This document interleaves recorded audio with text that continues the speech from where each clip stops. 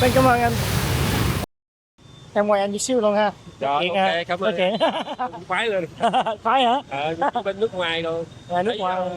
cái bà con bên nước ngoài ấy, nhìn ra. Anh có bà con ở nước ngoài không? Có, Ở đâu bên Mỹ hả? Singapore, rồi bên Mỹ. Bên Mỹ không hả? Có bao giờ đi thăm không, là có lại đây đi thăm không? Dạ không. Còn. Gia đình của anh có về đây thăm không? Thăm anh. Thăm mà tại vì tôi làm tôi tự ái, tôi không có người nhà thăm, chứ tôi nghèo nghèo mà tôi cái chấm tôi không thích. Thì việc khi mình ghé ta nói mình lối xóm hay bà con nói nó thấy về xin tiền xin tiền. Anh tôi không có vậy. Tôi đó tôi đi làm có tiền lắm, tôi chạy xe bánh có tiền lắm, ngày chiều mấy 2 triệu mấy giao thông bắt xe tôi mất hết, giờ tôi thất nghiệp hết vốn luôn, biết tôi phải ra tôi rửa xe. Cái này là công ty của anh hả? Là Tao có làm mướn cho Tụng. cái này làm cái gì? Rửa xe. Rửa xe này nè. Rửa xe tầm dầu. Rửa xe 30 và ăn được có 10.000 thôi, còn 20 là chủ lấy. Ăn được 10.000 thôi à? Đó rửa chiếc xe được 30.000, chủ lấy 20 mình lấy 10.000. Mỗi ngày rửa mấy chiếc? Lấy tới tuần. Mỗi ngày tùy theo đắt thế, như sáng giờ rửa được có 10 mấy chiếc. mấy chiếc? Anh tính đi một chiếc 10.000 mà 10 mấy chiếc nữa trăm mấy à? 15 chiếc là được 150. 150 mà bị giam lại 1.000. Là coi như chiếc được có 9.000 thôi, còn giam lại 1.000 cái Tết chủ cái phát giữ chân mình. Đó 15 chiếc là như 10 chiếc là 90, 5 chiếc 45.000 đến 135.000. Nhờ cái rửa xe này khách ta có thương ta bo. Đó ví dụ như rửa chiếc xe 30 khách ta thương, có người ta cho 5.000, người ta cho 10.000, người ta cho 20. Nhiều khách thích rửa xe không? Dạ thích, người ta vô người ta thấy mình rửa sạch đó.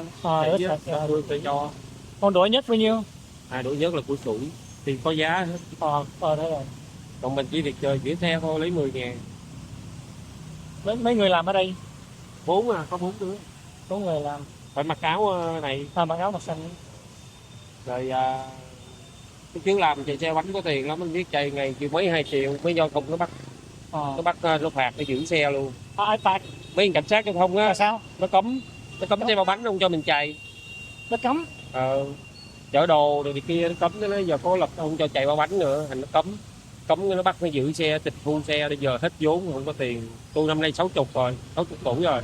Bây giờ đi xin việc đâu ai mướn, nó kêu ông già đâu có làm nổi. Đi làm hồ. 60 tuổi hả? Dạ. Anh thấy còn trẻ hơn. Đi làm hồ. Mặt còn trẻ đó. Đi làm hồ thì nó không mướn. Nó kêu già nó không mướn, không làm được tuần làm sao nổi. Rồi giờ xin vô rửa xe anh coi ngày kiếm được trăm mấy 200 bạc sống qua ngày. Ông có mấy đứa con không? Dạ có con nhưng mà lớn rồi hả? Con nó lớn rồi. Đâu còn nuôi nữa đâu. Nó nuôi gia đình nó đâu có. Nó có gì đâu. Đâu có hèn tới luôn. Còn đứa con gái út thì giờ nay nó mấy tụi nó làm bữa có bữa không. Đó mà tại vì tôi có gia đình bên bà xã ở dưới Cần Thơ, lên đây mướn nhà ở. Bà xã ở Cần Thơ? Dạ lên đây mướn nhà kiếm sống, lên đây làm ăn kiếm sống qua ngày. Hồi đó ở riêng hả? Dạ hồi đó thì ở Phú Nhuận thì có nhà.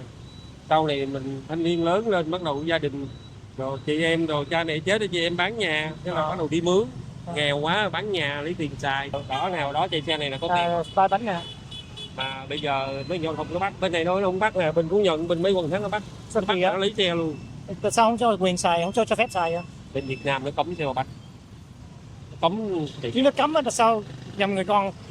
Là mấy chiếc này là nó chạy lậu thôi. Nó chạy lậu. Thôi vậy chứ, sao? Ở phía bên này quần này mấy giao thông nó dễ nó không bắt, chứ bên qua mấy quần khác là mấy xe này nó bắt hết.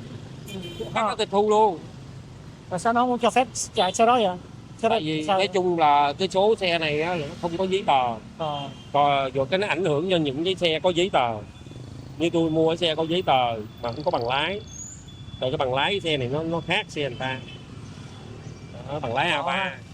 Mà cái xe đó sao kiếm tiền hay hơn? Tại cái xe đó mình chở rác rồi chở đồ đó. Dạ đúng rồi, chở dọn nhà. Chở Chở đồ, chở tùm lum á. Chở gì cũng được hết. Muốn gì chở. Nhưng có nhiều người ta muốn chở mấy cái xe này hư chở đi cũng được.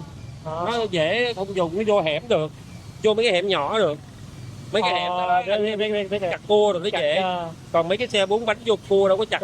Đâu vô vừa đâu. Mà công an nó cấm, cảnh sát giao thông nó cấm, nhà nước giờ nó cấm, nó không cho mình chạy. Rồi tôi bị tịch thu mất hết vốn rồi, cho đâu có tiền đâu. Sao làm có cha? Rồi giờ đi ra rửa xe kiếm sống qua ngày có trăm mấy bạc, hỏi anh có không? đang làm ngày chiều mấy giờ ngày còn trăm mấy thôi, thấy nó nản lắm, nhưng mà phải quyết tâm. Dạ. Tại vì mình phải kiếm sống hàng ngày, chứ giờ ngày làm chiều mấy giờ ra làm trăm mấy làm đâu nổi, Dạ. nhưng mà phải cố gắng, Phải cố gắng rồi, đúng rồi, chứ phải không cố làm gắng. để gì ăn ai đâu ai cho. Ai cũng phải làm, ai cũng phải cài á, đâu phải cho ai cho Dạ. tiền mình đâu. Đúng Có rồi. người nhà bên nước ngoài nhiều lắm đó mà không có, mỗi lần mà ở bên đó về tôi không biết. Tại vì ở bên Phú Nhuận, tôi ở bên này đâu có số điện thoại đâu liên lạc, rồi chị em bà con nhiều khi biết cây điện mình về thì tôi cũng ngại về mất công. Rồi dòng họ nói là mình thấy nó có tiền cái về bu vô xin, Đúng đó rồi. mình tự ái chỗ đó, cho thì lấy chứ không xin. Cho lấy mà không xin. Đúng rồi.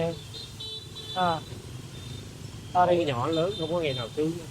Tôi Dạ. hộ nhỏ lớn suốt ngày đi làm mướn làm thêm, hồi đó đập xích lô, Tập xích lô. bắt đầu lên chạy xe ôm, thời gian cấm xích lô, nhà nước dẹp xích lô hết.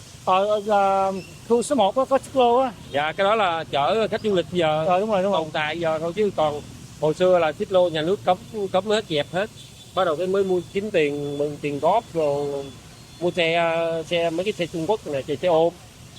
Để bắt đầu chạy xe ôm cái sau này nó ế quá, Grab với Uber nó ra cái nó đi rẻ quá, cái mình chạy không lời. Xe ôm truyền thống chết ế, bắt đầu cái là chuyển qua chạy nghề bao bánh chạy được thời gian bị mấy giao thông cái dẹp luôn rồi đó.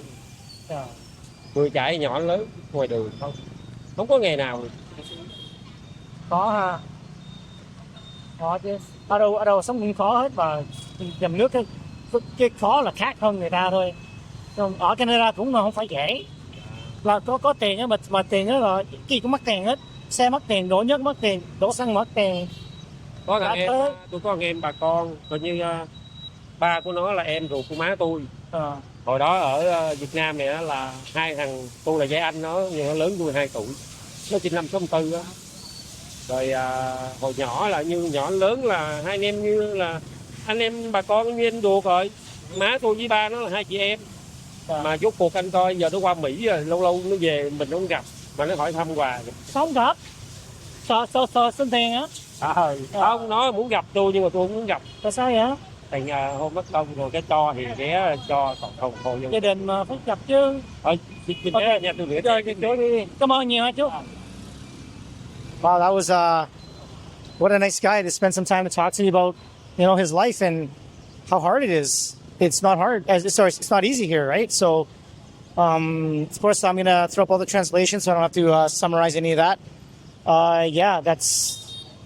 It's a hard knock life for a lot of people, right? So you never know who you talk to, and that guy was really nice. So I'm gonna give him some cash for his time. He only makes $10,000 per motorbike that he washes. He's only done 13 today. I can afford to give him a couple bucks, which is literally equal to washing 5 cars today. Or 5 bikes, I should say, 5 bikes. So yeah, I'm gonna hand him some cash. Hopefully he'll take it. I'm gonna make him take it. I'm not gonna give him a choice. Really nice guy. Hope his fellow employees don't get jealous, but I'm gonna do it anyway.